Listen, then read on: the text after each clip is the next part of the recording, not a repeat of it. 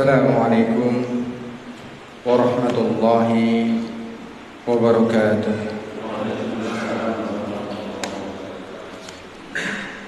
Alhamdulillah, wassalatu wassalamu ala rasulillah wa ala alihi wa ashabihi wa man wala, wa la hawla wa la quwwata illa billah.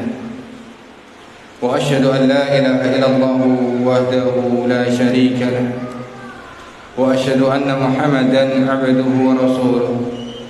Allahumma salli wa sallim wa barik ala nabiyyina Muhammadin wa ala alihi wa ashabihi wa man sara ala nahjihi wa istana bi sunnatihi ila yaumiddin. Wa qad qala Allah ta'ala fi kitabihil karim, ya ayyuhalladzina amanu taqullaha haqqa tuqatih wa la tamutunna illa wa antum muslimun. Amma ba'du, fa ya hadirun jamaah pengajian Masjid An-Nur, ibu-ibu, bapak sekalian yang semoga Allah senantiasa merahmati kita semuanya. Alhamdulillah, segala puji syukur kita senantiasa memanjatkannya kehadirat Allah SWT atas dimudahkannya kita untuk berkumpul di tempat ini, digerakkannya langkah kita, digerakkannya hati-hati kita untuk bersama-sama memakmurkan masjid ini dengan salah satu kegiatan yang insya Allah bermanfaat bagi kita.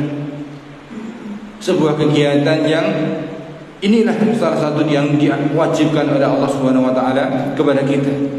Tafaqquh fiddin, menuntut ilmu syar'i, yang mana sering kita sampaikan, diulang-ulang oleh para ulama. Tidaklah ada sesuatu yang paling mudah memasukkan ke dalam surga bagi seseorang selain ilmu. Ilmu adalah sarana yang paling mudah memasukkan kita ke dalam surga. Maka sungguh kenikmatan ketika Allah SWT memudahkan kita, memberikan kelezatan kepada kita ketika kita duduk di majelis ilmu. Karena kelezatan inilah yang membuat kita bisa berlama-lama duduk di tempat-tempat seperti ini. Ini kenikmatan yang sangat luar biasa, kenikmatan khusus yang mana Allah tidak memberikannya kepada semua orang.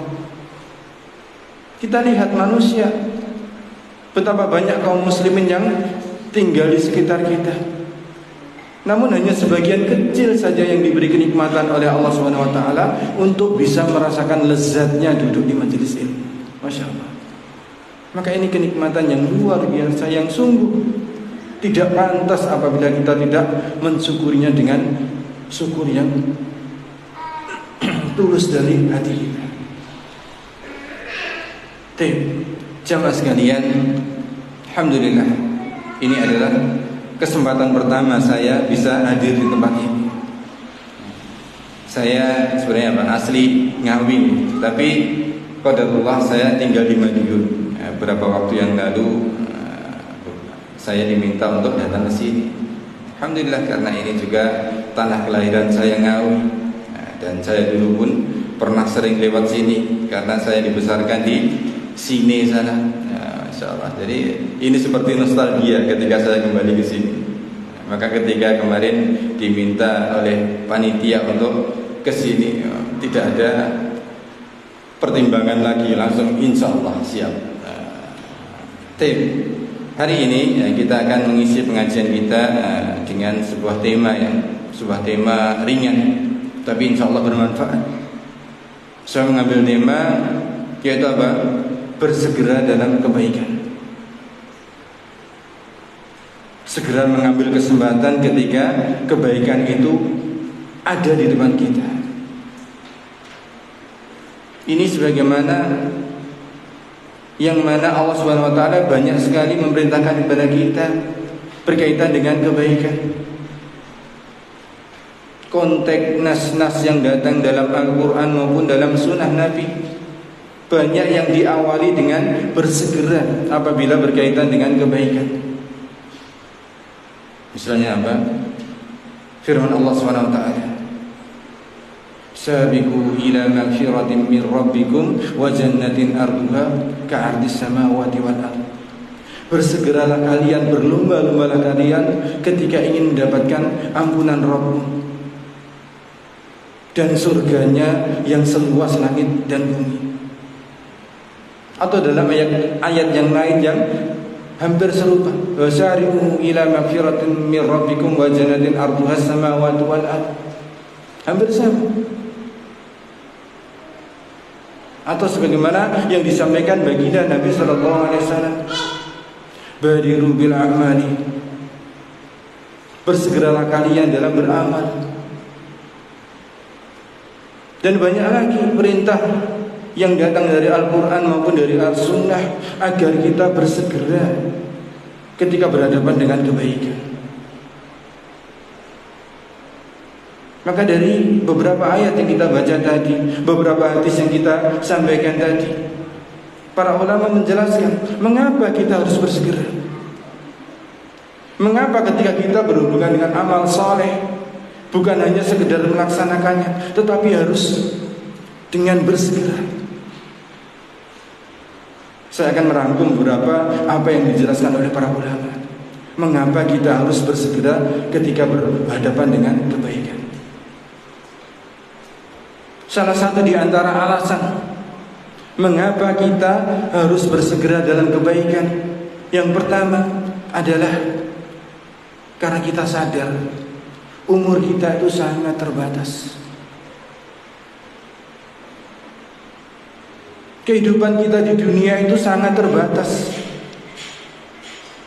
Kalau seandainya kita berharap bisa hidup dengan umur yang panjang sekalipun, misalnya kita berharap bisa hidup sampai umur 80 tahun, 90 tahun, tetap saja itu adalah waktu yang sangat singkat. Apalagi kita sadar bahwasanya kita belum tahu bisa mencapai umur tersebut atau tidak. Karena maut itu bisa datang setiap saat. Maut itu bisa menimpa siapapun. Tidak ada syarat mati itu harus tua. Tidak ada syarat meninggal itu harus sakit. Betapa banyak kita lihat orang-orang yang paginya sehat bugar, olahraga dengan badan yang kekar, ternyata di sore hari sudah terbungkus oleh kain kafan. Maka ketika kita sadar hidup kita di dunia itu terbatas, hidup kita di dunia itu bisa sewaktu-waktu berakhir, dan kita tahu bahwasanya tujuan yang harus kita lalui setelah fase dunia ini cukup panjang, panjang sekali.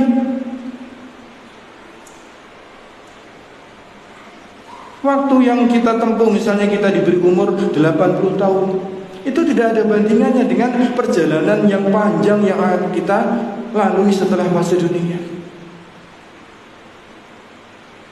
Fase yang langsung kita dapatkan setelah dunia apa? Alam barzakh. Betapa kita bisa menyaksikan betapa lamanya alam barzakh itu. Bagaimana orang-orang yang sudah meninggal 1000 tahun yang lalu, 2000 tahun yang lalu, berapa lama dia tinggal di alam barzakh, padahal kita belum tahu kiamat akan datang kapan. Itu baru alam barzakh, belum alam-alam setelahnya. Alam-alam yang setelahnya itu adalah alam-alam yang cukup panjang. Sebelum masuk surga atau neraka yang akan menjadi tujuan setiap manusia, kita akan melalui sebuah fase, misalnya apa? Ketika Allah mengumpulkan kita di padang mahsyar. Sebagaimana ditafsirkan oleh para ulama, lamanya kehidupan kita di padang mahsyar. Ta'rujul malaikat waruhu fi yaumin kana miqdaruhu 50 alf sanah. Para malaikat keluar di suatu hari yang mana hari tersebut kadarnya seperti 50.000 tahun. Satu hari di padang mahsyar itu seperti 50.000 tahun di dunia. Masya Allah. Perjalanan yang akan kita tempuh setelah fase dunia itu adalah perjalanan yang cukup panjang. Dan tentunya secara akal, perjalanan dengan durasi yang begitu panjang membutuhkan bekal yang besar juga.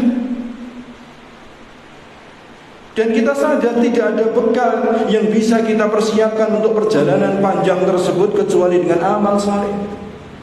Harta kita tidak akan berguna lagi. Orang-orang yang sangat dekat dengan kita pun tidak akan berguna lagi kecuali mereka adalah orang-orang yang bekerja sama dengan kita dalam kebaikan. Bekal yang kita butuhkan untuk perjalanan itu adalah bekal yang panjang.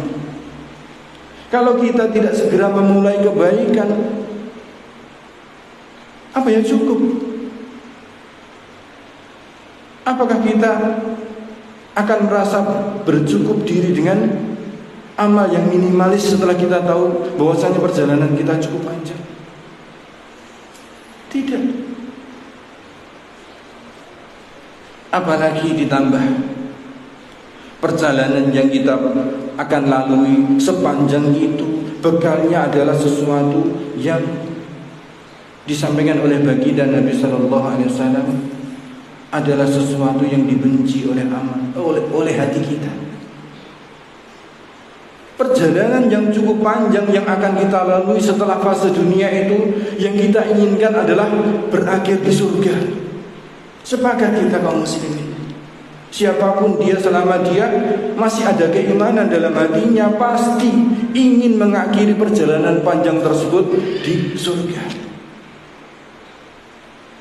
Padahal kita sadar untuk mencapai surga kita harus melakukan banyak hal yang dibenci oleh jiwa kita.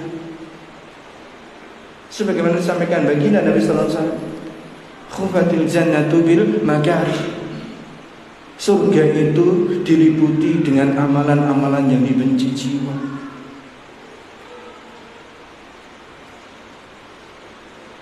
Sehingga kita membutuhkan bersegera dalam beramal.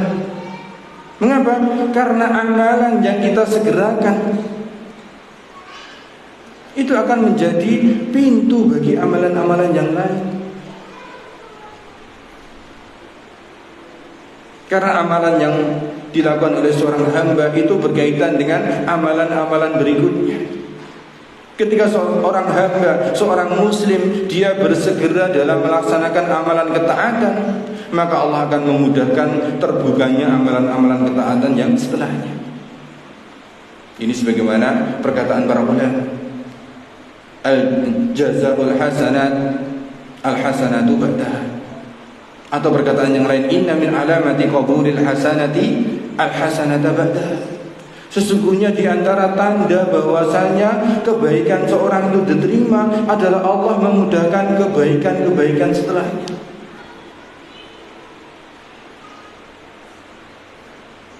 Amalan ketaatan itu adalah amalan yang sulit, amalan yang berat, amalan-amalan yang dibenci oleh hati, membutuhkan latihan-latihan.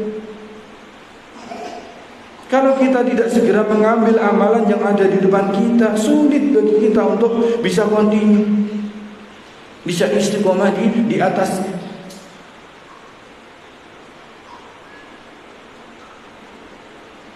Sehingga dengan kita mengambil amalan apapun yang ada di depan kita, meskipun itu bisa jadi amalan yang remeh, amalan yang ringan di sisi kita, bisa jadi itu menjadi pembuka amalan-amalan berikutnya yang mungkin lebih berat. Karena itu pernah dijelaskan oleh sebagian ulama ketika menafsiri sebuah hadis yang berkaitan dengan apa? Seorang wanita dari kalangan Bani Israel yang, mohon maaf, profesinya sebagai pelacur. Sering kita dengar hadis ini. Seorang wanita dari kalangan Bani Israel, profesinya sebagai seorang pelacur, namun Allah masukkan ke dalam surga hanya karena apa? Hanya karena memberi minum seekor anjing. Tapi konteks hadis itu memang seperti itu, seolah-olah hanya dengan memberi minum seekor anjing Allah mengampuni dosa-dosanya, kemudian begitu saja dimasukkan ke dalam surga. Namun mayoritas ulama tidak berhenti begitu saja ketika menjelaskan hadis ini. Butuh penjelasan agar tidak salah paham kita. Karena apa? Ketika kita salah memahami hadis ini, banyak yang meremehkan dosa, meremehkan amal soleh. Itu nyatanya pelacur saja hanya dengan memberi air minum pada seekor anjing masuk ke dalam surga. Masuk kok, wong saya sholat kok nggak bisa masuk surga. Akhirnya meremehkan amalan-amalan, meremehkan dosa-dosa. Toh dosa saya nggak sebesar dosa dia, pelacur. Ini salah dalam memahami hadis ini. Kita bisa terjatuh ke dalam pemahaman seperti itu. Padahal mayoritas ulama menjelaskan tidak berhenti segitu saja. Mereka menjelaskan bahwasanya ketika wanita ini memberi minum seekor anjing, itu pembuka. Karena keikhlasannya dia memberi minum seekor anjing, tidak ingin mengharap apapun karena dia sedang bersendirian. Tidak mengharap balasan apa yang dia terima dari seekor anjing. Dia ikhlas karena Allah Subhanahu wa taala memberikan itu. Maka dari pembuka pintu amalan ini, dari amalan ini dia membuka pintu amalan yang lain. Para ulama menafsirkan bisa jadi setelah itu Allah mengilhamkan kepada dia untuk melaksanakan amalan-amalan yang lain. Kemudian dia bertobat dari maksiat-maksiatnya. Dari amalan yang pertama yang ringan, membuka amalan-amalan yang lain, sehingga dia mengakhiri hidupnya dalam keadaan husnul khotimah. Masya Allah. Bukan begitu saja kita memahami konteks hadis. Karena banyak di antara kita salah paham ya, dengan kita contohkan tadi. Mereka menganggap itu pelacur saja bisa masuk surga hanya dengan begitu. Masa saya enggak? Toh dosa saya juga enggak sebesar dia. Merasa percaya diri. Padahal itu dijelaskan oleh para ulama kita sampaikan tadi, itu hanya pembuka. Bisa jadi dari amalan itu Allah memudahkan amalan-amalan setelahnya, sehingga dia bertaubat dari maksiatnya, sehingga menjadi ahli ibadah, mengakhiri hidupnya dalam keadaan seperti itu, sehingga Allah memasukkannya ke dalam surga. Maka dari ini menjadi pelajaran bagi kita.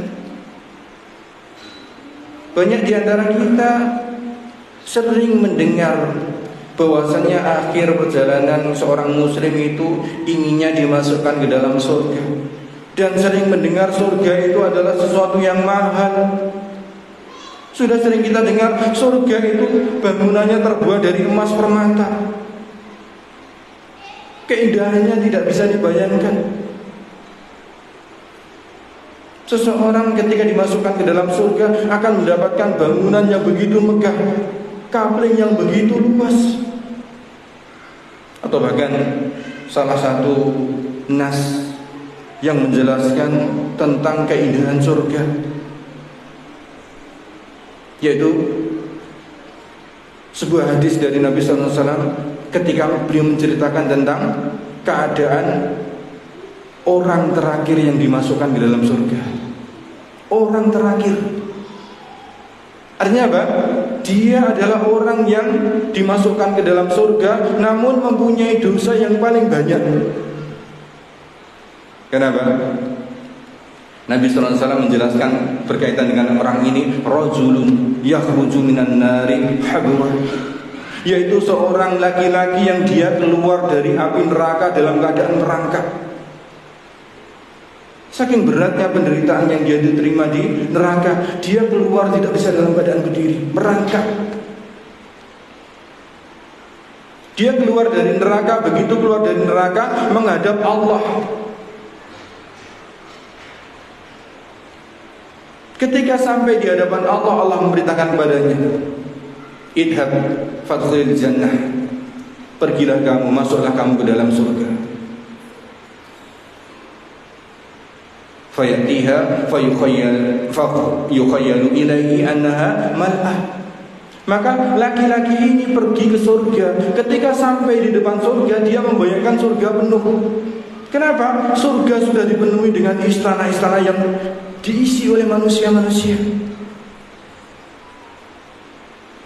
Dia pun tidak percaya diri. Karena apa? Dia merasa selama hidup di dunia dosanya banyak. Maka dia belum yakin, benar enggak saya ini dimasukkan dalam surga. Apalagi dia sudah pernah merasakan besarnya penderitaan di neraka. Maka dia kembali fayaqul. Kemudian dia kembali kepada Allah, kemudian berkata kepada Allah, Ya Rabbi, wajaduha mal'a. Aku mendapati surga sudah dalam keadaan penuh. Kemudian Allah kembali berkata kepadanya, Idhab fadkhulil jannah. Pergi kamu, masuklah kamu ke dalam surga. Pergi lagi kedua kalinya dia juga mendapati seperti itu. Kembali lagi karena belum yakin. Ketiga kalinya Allah mengatakan, pergilah kamu, masuklah kamu ke dalam surga. Fa inna laka mislad dunya wa asarata amsaliyah. Sesungguhnya di surga kamu akan mendapatkan seperti dunia dan 10 kali lipatnya. Masya Allah. Orang yang terakhir dimasukkan ke dalam surga mendapatkan kapling yang sebegitu luas. Apalagi orang-orang yang derajatnya di atasnya. Apalagi orang-orang yang soleh. Bagaimana kedudukan para sahabat, para nabi. Tentu surga itu sesuatu yang sulit kita bayangkan. Banyak di antara kita sering mendengar seperti ini, namun meremehkan, seolah-olah sesuatu yang begitu mahal bisa didapatkan dengan gratis, sehingga malas dalam beramal. Sangat ironis berbanding terbalik dengan kita. Ketika kita memburu dunia, ya, ketika kita memburu dunia, apa yang kita lakukan? Masya Allah. Ketika kita memburu dunia, rela badan kita diterpa panasnya matahari, rela air hujan mengguyur kita, rela kita seharian tidak istirahat, rela meninggalkan kampung halaman, pergi berjauh-jauh. Padahal apa yang kita dapatkan? Adakah di antara kita yang bekerja seumur hidup mendapatkan separuh dunia? Tidak ada. Jangankan separuh dunia, ya, kita lihat ini wali kukun saja. Siapa yang memiliki ribuan manusia? Ya. Padahal kita sudah mati-matian bekerja, beli wali kukun saja nggak bisa. Namun upaya kita untuk mendapatkan itu bagaimana? Segala tenaga kita kerahkan. Nah, kok ketika kita ingin masuk ke dalam surga maunya gratis? Allah Akbar. Surga itu mahal, tebusannya pun sangat mahal. Bagaimana bisa kita masuk ke dalam surga kalau kita bermalas-malas, tidak bersegera dalam kebaikan? Banyak di antara kita sadar ingin dimasukkan ke dalam surga, sudah tahu ada amalan-amalan yang berpotensi ke situ, masih menundanya. Sudah tahu sholat berjamaah ke masjid pahalanya 27 kali lipat, yang mana itu sesuatu yang kita harapkan menjadi bekal yang cukup bagi kita, namun meremehkan. Maka ini menjadi renungan bagi kita. Kalau kita tidak segera memulai beramal, bagaimana bisa kita bisa menyamai derajatnya para ulama yang mereka menghabiskan hidupnya dengan beramal soleh? Dan sebagaimana penjelasan tadi, para ulama ketika mereka bisa berada dalam kehidupan seperti itu, tidak instan, membutuhkan latihan. Karena kita tahu bahwasanya amalan-amalan yang memasukkan ke dalam surga itu amalan-amalan yang dibenci oleh jiwa, membutuhkan latihan. Kalau kita tidak bersegera mengambil amalan yang mudah, bagaimana bisa meningkat? Maka ini menjadi motivasi bagi kita. Mari kita segera mengambil mana yang paling mudah di depan kita berupa amalan-amalan soleh. Kalau kita sadar belum bisa dengan amalan-amalan yang berat, kita mulai dari yang ringan. Mungkin kita sering mendengar bagaimana para ulama berinteraksi dengan Al-Quran. Mereka menghatamkan Al-Quran dalam satu pekan. Kalau di bulan Ramadan bisa 1 hari khatam, apakah itu bisa instan? Tidak. Membutuhkan latihan. Karena kita sadar belum bisa mencapai level mereka. Kalau tidak segera mulai, bagaimana bisa? Kita mulai, memaksakan diri untuk segera memulai. Kalau belum bisa 1 juz sehari, setidaknya berapa baris dalam sehari? Dipaksa.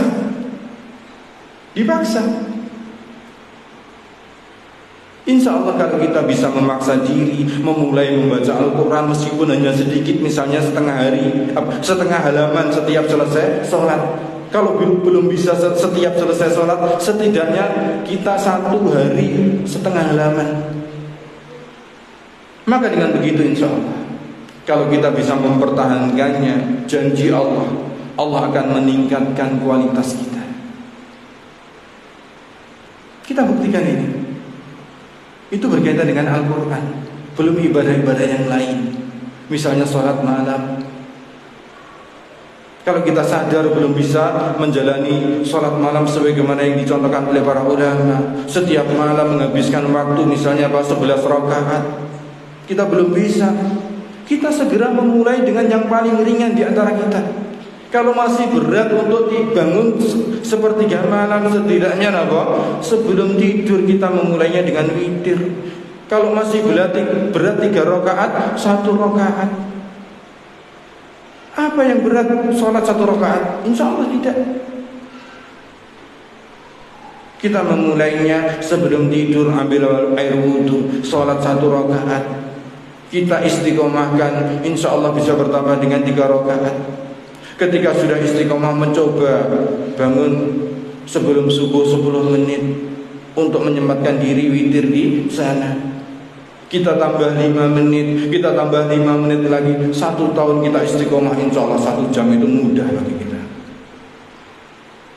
1 jam bangun malam itu akan mudah kalau kita memulainya dari sedikit. Karena memang begitulah kita manusia itu diciptakan dengan pola seperti itu. Bukan hanya dalam ibadah.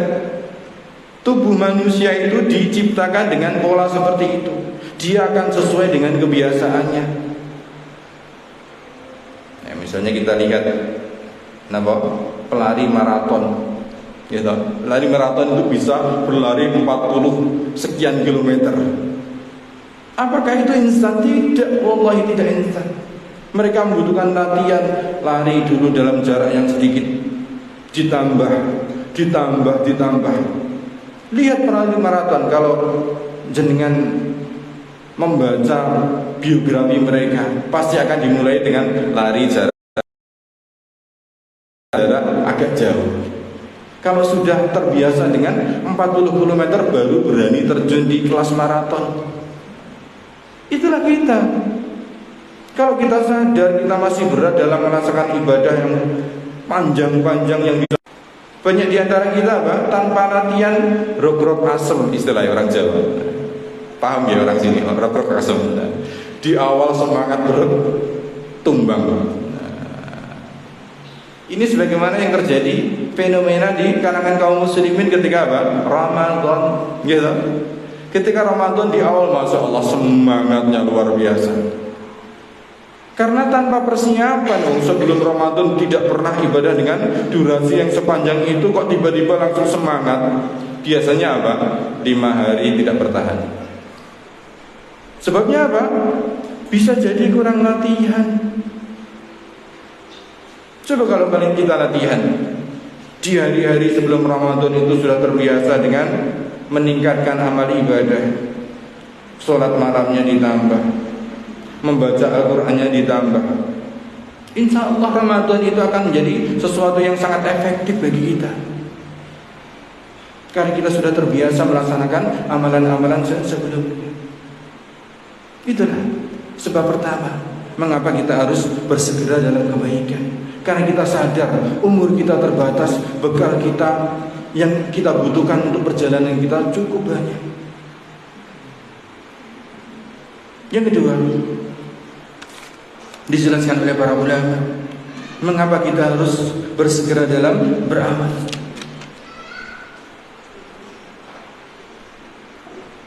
Adalah karena dosa kita. Kita sadar dosa kita sangatlah banyak. Siapa kita? Manusia. Manusia adalah makhluk yang pasti banyak berbuat dosa. Pasti.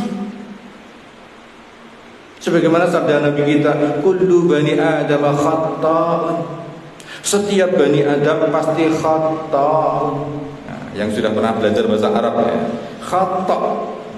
Khata' itu dalam bahasa Arab namanya apa?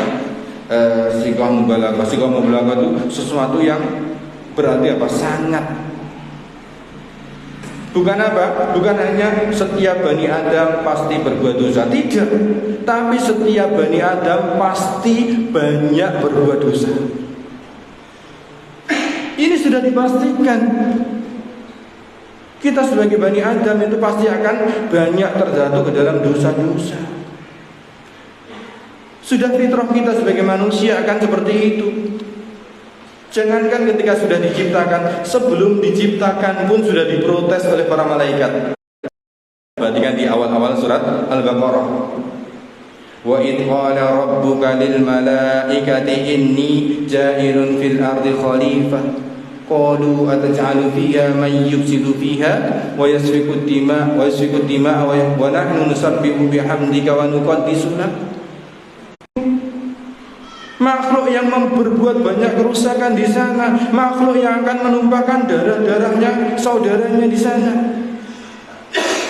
Jadi sebelum manusia, sebelum Adam diciptakan itu ternyata sudah dibocorkan kepada para malaikat bahwasanya Bani Adam itu kelakuannya akan seperti itu. Sehingga ketika malaikat tahu protes, wa nahnu nusabbihu bihamdika wa nuqaddisu lak.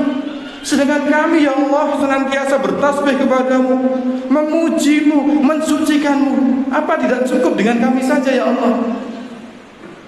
Mengapa engkau ciptakan makhluk yang seperti itu? Ini menjadi pelajaran bahwasanya apa? Kita manusia itu memang sudah difitrahkan akan seperti itu. Kita sadar itu. Siapa di antara kita yang merasa tidak pernah berbuat dosa? Siapa di antara kita yang merasa tidak sering berbuat dosa? Jangan dengan satu pekan. Siapa yang berani menjamin dalam satu hari tidak berbuat dosa? Sulit. Ditambah lagi, Masya Allah, kita hidup di zaman seperti ini. Para ulama menjelaskan, dahulu para ulama mewanti-wanti kaum muslimin, janganlah kalian keluar dari rumah kalian kecuali dengan udzur yang mendesak. Ketika selesai dari urusan kalian, kembali ke rumah. Karena keluar dari rumah itu berpotensi menjatuhkan kalian ke dalam dosa. Itu dahulu. Kalau ingin selamat dari banyak dosa, jangan banyak keluar rumah. Kalau sekarang, Allah Akbar, di dalam rumah kita, Masya Allah, di dalam kamar kita yang kita kunci sekalipun, setan bisa menjerumuskan kita dalam dosa. Dosa apapun. Dengan adanya setan gepeng, kita tidak menafikan manfaatnya. Manfaatnya juga besar. Tapi betapa banyak ini merusak kita. Kerusakan dari semua sisi. Dahulu ketika kita tidak berinteraksi dengan orang lain, tidak keluar dari rumah, potensi kita berbuat zalim kepada orang lain itu sangat kecil. Kalau sekarang dengan ini kita bisa menyakiti orang yang di luar benua sana. Kita bisa mendolimi orang yang jauh di Amerika sana misalnya. Allah Akbar.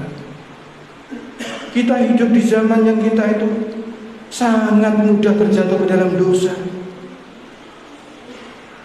Padahal dosa itu apabila kita lakukan akan membekaskan titik noda di dalam hati kita. Ketika seorang hamba itu terjatuh ke dalam dosa, akan ada bekas dalam hatinya. Kalau tidak segera diiringi dengan kebaikan-kebaikan, titik-titik ini akan semakin banyak, semakin membuat hati kita itu hitam. Kalau hati itu semakin hitam, semakin tertutup, mati. Allah musta'an. Sulit hati ini akan menerima kebenaran.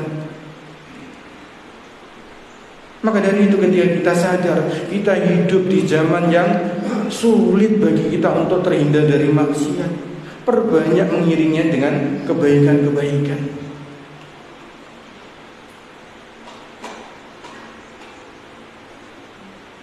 Karena sebagaimana Allah firmankan, innal hasanata yudhibnas sayyi'at, sesungguhnya kebaikan-kebaikan itu menghilangkan keburukan-keburukan.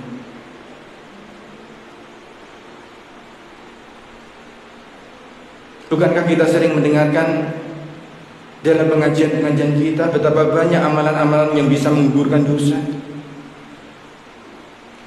Meskipun kita sadari penggugur dosa yang paling efektif adalah taubat. Namun taubat itu membutuhkan beberapa faktor. Salah satu di antara faktor kita bisa bertaubat adalah kita tahu bahwasanya kita salah. Nah, orang itu akan bertaubat kalau dia tahu bahwasanya dia salah. Maka orang yang tidak pernah merasa bersalah tidak akan pernah bertaubat. Padahal kita tahu terkadang kita salah, santai-santai saja dalam melaksanakannya. Sehingga banyak di antara dosa-dosa yang kita laksanakan itu tanpa kita sadari, kita tidak mengetahui bahwasanya itu dosa. Sehingga tidak ada yang bisa menghapuskan dosa-dosa semacam ini. Atau ke dalam seperti itu kita mempunyai senjata untuk menghapuskannya. Sehingga banyak di antara amalan-amalan itu yang bisa menghapuskan dosa selain taubat. Nah, misalnya apa? Nah, yang paling ringan itu ketika kita belajar fikih wudu, gitu. Nah, belajar fikih wudu, pentingnya kita belajar fikih wudu dengan wudu yang diajarkan oleh Nabi kita sallallahu alaihi wasallam. Sampaikan oleh sahabat Utsman, man tawadda'a misla wudu'i hada summa shalla rak'atain ghafarallahu lahu ma taqaddama min dambihi. Barang siapa dia itu berwudu sebagaimana wuduku tadi, kemudian setelahnya sholat 2 rakaat, maka Allah akan menghapuskan dosa-dosanya yang telah lalu. Ini tidak dibatasi dosa apapun kecuali dosa besar tentunya. Karena dosa besar itu tidak mungkin diampuni oleh Allah Subhanahu wa taala kecuali dengan bertaubat. Dosa-dosa kecil itu bisa diampuni oleh Allah Subhanahu wa taala tanpa taubat, yaitu dengan amalan-amalan seperti ini tadi. Maka kita bersegera dalam kebaikan. Agar apa? Ketika kita terjatuh ke dalam dosa-dosa yang tidak kita sadari tadi, kita masih mempunyai senjata untuk bisa menghapuskannya. Jadi sebab kedua, mengapa kita harus bersegera dalam beramal adalah karena kita menyadari dosa-dosa kita sangatlah banyak. Kita membutuhkan kebaikan-kebaikan yang banyak untuk menghapuskan dosa-dosa tersebut. Berikutnya, poin ketiga, mengapa kita harus bersegera dalam kebaikan. Sebagaimana dijelaskan oleh para ulama, adalah karena hati kita. Hati kita ini ibarat sebuah wadah, yang mana wadah itu pasti akan terisi. Apapun itu namanya wadah pasti terisi. Misalnya ini, gelas ini termasuk wadah. Kalau tidak diisi dengan teh, ini kan tehnya, pasti akan terisi dengan sesuatu yang lain. Apa itu? Udara. Hati kita itu seperti itu. Hati kita itu akan senantiasa terisi. Kalau kita tidak mengisinya dengan kebaikan-kebaikan, setan pasti akan menggelincirkannya ke dalam keburukan-keburukan. Maka jangan sampai setan itu mempunyai celah. Semakin kita meremehkan amalan-amalan, maka semakin banyak waktu kita terbuang. Ketika waktu kita tidak diisi dengan kebaikan, pasti setan akan bermudah-mudah dalam menggoda kita. Karena memang setan seperti itu. Setan itu memang orientasi hidupnya hanya satu, mencari teman baginya masuk ke dalam neraka. Ini sudah menjadi ikrar, sudah menjadi ikrar yang disampaikan oleh setan dari kalangan iblis. Sebagaimana ini ya, Allah abadikan ya, sebuah sumpah yang diucapkan oleh nenek moyangnya yaitu iblis di hadapan Allah. Ketika disuruh bersujud kepada Nabi Adam tidak mau, sehingga dicap bahwasanya dia tersesat, termasuk orang-orang kafir dan dimasukkan ke dalam neraka. Maka iblis tidak terima. Iblis tidak terima, begitu saja dicap oleh Allah pasti masuk neraka. Dia ingin sesuatu yang menyebabkan dia masuk neraka. Siapa? Adam. Itu nanti akan menemani dia ke dalam neraka. Karena itu dia bersumpah di hadapan Allah. Fabima agwaitani la aqudanna lahum siratal mustaqim. Thumma la'atiyannahum min bayni aydihim wa min khalfihim wa an aymanihim wa an shama'ilihim wa la tajidu aktsarahum syakirin. Karena engkau telah mengecap diriku tersesat ya Allah, maka sungguh aku akan menyimpangkan mereka, yaitu para manusia, dari jalanmu yang lurus. Aku akan mendatangi mereka dari depan mereka, dari belakang mereka, dari kanan mereka, dari kiri mereka, sampai engkau tidak akan mendapatkan mereka, banyak di antara mereka dalam keadaan bersyukur. Setan berkeliaran senantiasa mencari celah bagaimana bisa menyesatkan manusia. Dan setan tidak akan mempunyai celah ketika kita mengisi hari-hari kita dengan kebaikan. Dan ini juga bab di mana kita sampaikan pengajian semalam ya. Pengajian kami di desa kami berkaitan dengan itu. Ketika kita berkaitan dengan apa yang dilakukan setan yang senantiasa mengintai kehidupan kita, maka kita harus membentenginya dengan apa? Senantiasa berbuat kebaikan. Karena apa? Hati kita itu kalau tidak diisi dengan kebaikan, pasti akan diisi setan. Dan ingat, kebaikan itu bukan hanya Al-Quran, kebaikan itu bukan hanya sholat, kebaikan itu banyak macamnya. Sehingga benteng itu bukan hanya dengan membaca Al-Quran, benteng itu bukan hanya dengan puasa, sholat. Tidak. Kita contohkan misalnya ketika semalam kita sampai bab adab keluar rumah dan masuk ke dalam rumah. Dijelaskan di situ bahwasanya apa? Ketika seorang muslim masuk ke dalam rumah kemudian baca bismillah, berzikir, maka setan akan menggerutu, kalian gak bisa masuk ke dalam rumahnya, kalian gak bisa bermalam di sana, kalian gak bisa mendapatkan makanan. Maka kita harus membentengi setiap detik kehidupan kita dengan kebaikan. Ini sebagaimana yang saya bahas di tempat lain, panduan amal sehari seorang muslim, sehari semalam seorang muslim. Kita harus menjadikan seluruh perjalanan kehidupan kita itu bernilai ibadah. Sehingga apa? Ketika semua yang kita laksanakan itu bernilai ibadah, setan gak akan bisa masuk. Kita keluar rumah dengan membaca doa Bismillahirrahmanirrahim, tawakkaltu 'alallahi la haula wala quwwata illa billah, setan enggak bisa masuk. Kita naik kendaraan membaca Subhanalladzi sakhkhara lana hadza wa ma kunna lahu muqrinin sampai selanjutnya, setan enggak bisa mengikuti kita. Kita bertemu dengan teman kita, assalamualaikum. Kita meniatkan pergi bekerja, ya Allah, aku bekerja karena mengikuti syariat-Mu, ya Allah, aku sebagai kepala keluarga, di antara kewajiban kepala keluarga adalah memberi nafkah untuk anak istri kita. Setiap jengkal kehidupan kita laksanakan dalam rangka ketaatan kepada Allah, meskipun itu muamalah dengan manusia yang lain. Insya Allah dengan begitu setan tidak akan masuk ke dalam kita. Kita ketika bekerja, kita taat kepada pimpinan kita. Ya Allah, ketika saya taat dengan majikan saya, pimpinan saya, selama itu bukan maksiat ya Allah, dalam rangka mengikuti perintah-Mu ya Allah. Wa atiullaha wa atiur rasulah wa ulil amri minkum. Taatlah kalian kepada Allah, taatlah kalian kepada Rasulnya dan pemimpin-pemimpin kalian. Ketika kita bekerja, kita niatkan seperti itu, insya Allah kerja kita dapat gaji, bisa mendapatkan kebahagiaan. Karena apa?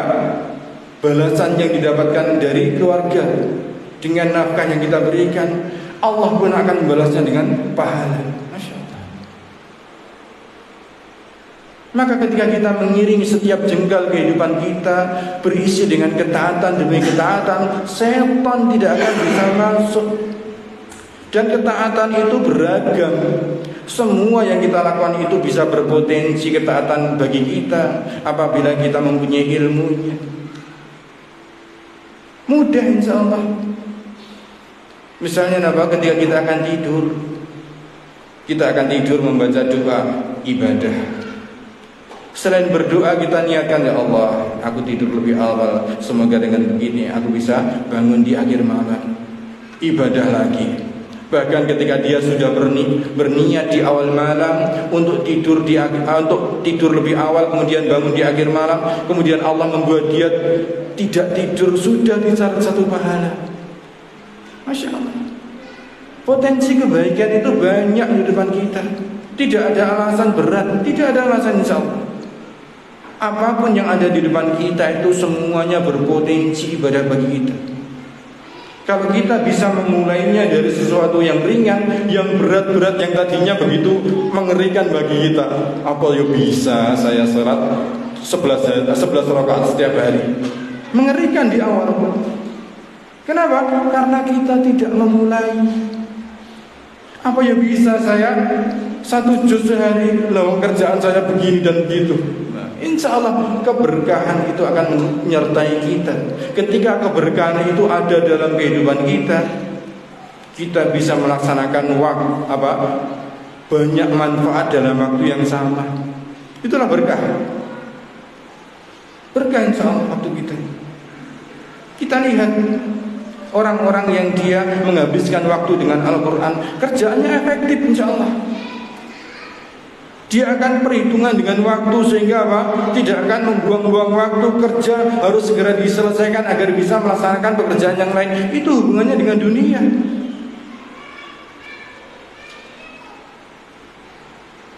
Maka ini menjadi pelajaran bagi kita. Ketika kita merasa berat melaksanakan ketaatan-ketaatan, bisa jadi karena kita tidak segera memulai. Kita sudah merasa ngeri dahulu dengan amalan-amalan yang dicontohkan oleh para ulama tentang kehidupan mereka. Masa ya bisa? Wong begini saja masih ubur-uburan. Ya kata kita begitu kan. Wong kerjaan saya diburu ini dan itu, deadline-nya harus segera selesai. Nanti tak tinggal sholat duha bagaimana? Banyak kita beralasan seperti itu. Padahal kebaikan itu akan membawa keberkahan. Ketika keberkahan itu ada dalam kehidupan kita, insya Allah Allah akan membuat kita bisa melaksanakan banyak manfaat dalam waktu yang sama. Waktu kita sehari itu 24 jam tidak berubah. Namun keberkahan itu akan mempengaruhi kita berapa banyak kebaikan yang bisa kita lakukan. Dan begitulah kita merasakan. Terkadang kita bisa melaksanakan kebaikan yang banyak, terkadang sulit. Ya begitulah kehidupan kita sebagai seorang muslim. Iman itu naik turun. Ketika iman sedang naik, Allah memudahkan kita dalam kebaikan. Ketika sedang turun, memang begitu kehidupan kita sebagai seorang manusia. Fitrahnya seperti itu.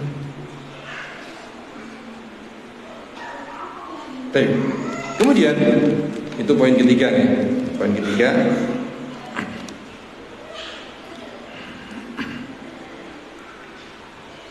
poin keempat, mengapa kita harus bersegera dalam kebaikan? Ini adalah poin yang sudah kita cuplik dalam penjelasan di awal. Poin yaitu karena aktivitas manusia dalam kondisi apapun, dalam aspek apapun, itu sesuai dengan kebiasaannya. Sebagaimana kita contohkan tadi, pelari maraton tadi. Karena itu kita harus segera memulai agar kita bisa terbiasa dalam kebaikan-kebaikan. Dan penjelasannya insya Allah alhamdulillah sudah kita sampaikan tadi. Kemudian yang kelima, ini juga penjelasannya sudah kita cuplikkan di awal. Mengapa kita harus bersegera dalam kebaikan? Karena kebaikan itu akan mendatangkan kebaikan setelahnya. Setiap kita seorang muslim melaksanakan suatu kebaikan, maka Allah pasti akan mendatangkan kebaikan-kebaikan setelahnya. Mengapa? Ini berkaitan dengan definisi iman. Apa iman? Iman itu adalah keyakinan yang kuat di dalam hati, kemudian diucapkan dengan lisan, kemudian dipraktekkan dengan anggota badan. Dia akan meningkat dengan ketaatan dan akan menurun dengan kemaksiatan. Jadi keimanan kita itu akan meningkat dengan ketaatan-ketaatan. Maka ini secara logika, mengapa amalan soleh itu akan mendatangkan amalan-amalan setelahnya? Karena amalan soleh itu akan meningkatkan keimanan. Ketika keimanan kita itu meningkat, kita semakin percaya dengan janji Allah, maka kita akan semakin mudah untuk melaksanakan ketaatan. Mengapa? Karena ketaatan itu adalah sesuatu yang balasannya masih gaib. Ketaatan bagi seorang muslim itu balasannya sesuatu, maka akan datang ketaatan yang lain. Dengan ketaatan yang lain, keimanan kita bertambah lagi. Ketika keimanan semakin kuat dalam hati kita, sesuatu yang mengerikan tadi, insya Allah akan mudah bagi kita. Yakin kita bahwasanya ya, karena memang kembali ke fitrah kita manusia, ya. Fitrah kita manusia itu berbeda dengan para malaikat, ya. Karena malaikat itu mereka adalah makhluk yang diciptakan tanpa mikir. Mereka. La ya'sunallaha ma amara. Ketika saya ngambil bisnis ini nanti berhasil apa enggak? Banyak mikir kita. Itulah tabiat kita manusia. Kita tidak akan sukarela melaksanakan sesuatu ketika sebelum kita yakin bahwasanya itu bermanfaat bagi kita.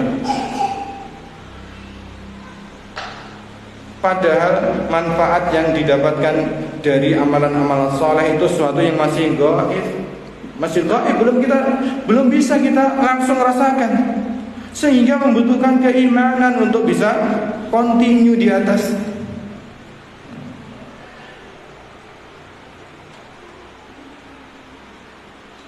Karena apa? Orang yang tidak beriman itu akan berat melaksanakan ibadah. Karena kebanyakan orang yang tidak beriman itu orientasinya dunia. Sehingga ini pengalaman pribadi saya pernah bekerja sama dengan non-muslim. Non-muslim itu ketika jam sholat saya izin dulu, mohon maaf ini saya sholat dulu. Setiap jam sholat saya izin, dia, kamu itu ngapain toh, buang-buang waktu saja. Ini waktu yang efektif kok kamu buat, apa manfaatnya? Kamu baru tahu manfaatnya kalau kamu ikut saya. Ayo ikut saya, ikuti apa yang saya lakukan, ikuti arahan saya. Kamu masuk Islam, ikuti apa yang saya lakukan. Nanti akan kamu dapatkan kebahagiaan yang saya rasakan. Mengapa saya kok merelakan di saat waktu-waktu genting kok saya tinggalkan? Enggak, karena dia belum yakin. Saya akan ikuti kamu dengan syarat. Apa syaratnya? Aku sering lihat kamu sholat kan, dengklak. Aku akan ikuti kamu kalau apa? Kamu bisa membuktikan ketika kamu setelah sholat, setelah melakukan ini jatuh uang brok. Itulah pikirannya orang yang belum ada keimanan itu seperti itu. Dia tidak akan melakukan sesuatu kecuali balasannya kontan, kelihatan. Ini realita pernah saya temuin. Dia mau sholat, kalau setelah sholat turun uang jebrok. Saya mau nanti. Ya, tentunya ini bercanda ya, bercanda karena saya melihat ya masih cukup berat untuk mengajak dia. Tapi sehingga apa? Kita bercanda, barangkali dari candaan itu nyantol. Ini menjadi pelajaran bagi kita. Kita manusia memang tabiatnya seperti itu. Kita tidak akan melakukan sesuatu kecuali kita yakin ada manfaatnya. Sehingga bahasa Syekh Rahimahullah Ta'ala, beliau ketika membahas kitab Tauhid di Qaulul Mufid fi Syarh Kitab Tauhid, beliau menjelaskan apa? Seorang manusia itu tidak akan melakukan sesuatu kecuali ketika dia mencintai sesuatu itu. Dan kecintaan itu dibangun atas dua hal. Bisa jadi kecintaan karena zatnya, bisa jadi kecintaan karena manfaatnya. Misalnya apa? Kita cinta dengan baju ini, misalnya kita senang sekali dengan, kita sadar kan kita punya kecenderungan terhadap salah satu di antara baju kita, senang nek pakai baju ini. Kenapa? Dari zatnya memang baju itu baju yang paling kita sukai, sehingga kita senang sekali ketika melaksanakan itu. Kenapa? Secara zatnya kita cintai. Misalnya istri kita, kenapa kita kok betah berlama-lama? Karena kita cinta. Dari apa? Dari zatnya memang. Misalnya apa? Ketika kita pertama nazar dengan istri, langsung mau. Kenapa? Ternyata cantik. Karena cantik kita langsung suka, langsung mau gitu. Jadi apa? Faktor yang membuat seseorang melakukan sesuatu itu karena kecintaan. Kecintaan itu dibangun bisa jadi karena zatnya. Kalau jenis kecintaan pertama ini sulit kita terapkan ke amalan ibadah. Mengapa? Amalan ibadah itu zatnya, zat balasannya itu nggak kelihatan. Nggak kelihatan. Maka kita harus menggunakan sumber cinta dari aspek yang kedua. Apa itu? Seseorang tidak akan melakukan sesuatu kecuali dengan cinta. Bisa jadi cinta itu karena cinta manfaatnya, bukan cinta dengan zatnya. Karena kita sadar kita manusia difitrahkan gak akan suka dengan ibadah. Yakin itu, gak akan suka. Fitrah kita manusia, kalau ada pilihan gak ada syariat, mendingan tidur. Kalau nggak ada syariat zakat, mendingan digunakan untuk senang-senang. Kalau nggak ada syariat menuntut ilmu, buat apa datang ke sini? Mendingan untuk yang lain, yang menyenangkan. Fitrah kita seperti itu. Maka kita harus mencintai apa? Amalan-amalan ibadah itu bukan dari zatnya. Kalau zatnya semuanya dibenci amalan itu. Enak meneng saya bekerja mati-matian, suruh ngasih orang. Tidak bisa kita mencintai ibadah itu dari zatnya, nggak bisa. Sehingga kita harus mencari dari sisi yang lain, yaitu apa? Dari sisi manfaat. Dan manfaatnya ditambah lagi, manfaatnya masih gaib. Butuh keimanan. Ya, butuh keimanan agar kita semakin kokoh di sana. Maka ini tadi, bersegera dalam kebaikan itu ternyata memupuk keimanan.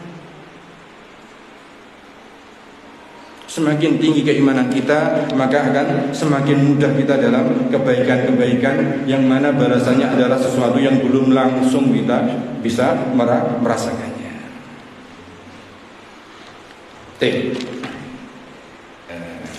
Ini ringkasan dari beberapa yang ditulis oleh para ulama berkaitan sebab mengapa kita sebagai seorang muslim ketika berhadapan dengan ibadah, berhadapan dengan ketaatan itu harus bersegera. Jangan sampai kita menunda-nunda, masih bisa besok, masih bisa nanti. Hati-hati. Karena salah satu efeknya dengan menunda, setan akan menghiasi hati kita dengan keburukan-keburukan. Ketika setan sudah berhasil menguasai hati kita, kebaikan yang kita tunda tadi bisa jadi tidak jadi kita laksanakan. Maka ini menjadi pelajaran yang besar bagi kita, agar kita senantiasa berusaha memulainya. Apapun yang ada di depan kita, selama itu sebuah kebaikan sekecil apapun, kita memaksakan. Bukan berusaha, tapi memaksakan. Karena kita tahu bahwasanya apa? Manfaat kebaikan itu besar sekali. Kalau kita tidak memaksakan, tidak akan mampu kita melaksanakannya. Karena semuanya dibenci oleh jiwa. Kita memaksakan diri. Kita tekadkan dalam diri kita, saya harus memaksa untuk bisa membaca Al-Quran meskipun sedikit. Saya harus bisa berinfak meskipun sedikit. Saya harus bisa duduk di majelis ilmu meskipun suatu pekan sekali. Saya harus bisa begini dan begitu. Maka dengan begitu semoga Allah akan meningkatkan kadar keimanan kita, kadar kekuatan kita dalam beribadah, sehingga sesuatu yang tadinya sebuah angan-angan, mana mungkin saya bisa menyamai si fulan dalam ibadah, semoga menjadi mudah bagi kita semuanya. Allahumma amin. Baik, berhubung waktunya sudah 1 jam lebih ya, kita akhiri pengajian kita hari ini. Demikian apa yang bisa kami sampaikan. Tentunya dengan keterbatasan ilmu yang kami miliki, pastinya di sana ada kekurangan dan kekhilafan dari apa yang kami sampaikan.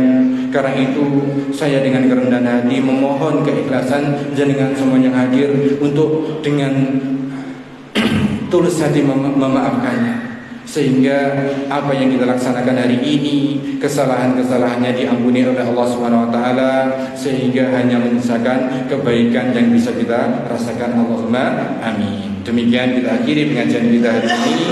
Wassallallahu ala nabiyyina Muhammadin wa ala alihi wa sahbihi ajma'in. Wa akhiru da'wana alhamdulillahirabbil alamin. Assalamualaikum warahmatullahi wabarakatuh.